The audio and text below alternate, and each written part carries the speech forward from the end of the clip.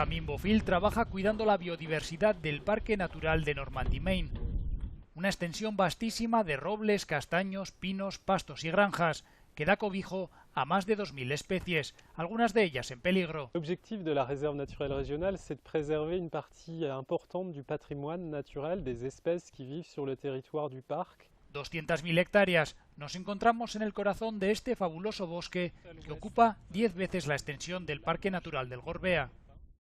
Le changement climatique a un impact sur la biodiversité. Su máximo responsable de biodiversidad nos explica que entre sus responsabilidades está investigar cómo el cambio climático afecta a 2 especies de plantas y 2 de aves, de gran importancia para este hábitat. Et aujourd'hui, l'utilisation raisonnable des ressources, l'entretien des espaces naturels peut aussi être une solution pour trouver des ressources d'énergie durable comme l'utilisation. Y nos recuerda que crisis de biodiversidad y crisis climática son 2 caras de la misma moneda y que por eso en el parque trabajan buscando el equilibrio entre actividades humanas, la gestión del bosque y la biodiversidad.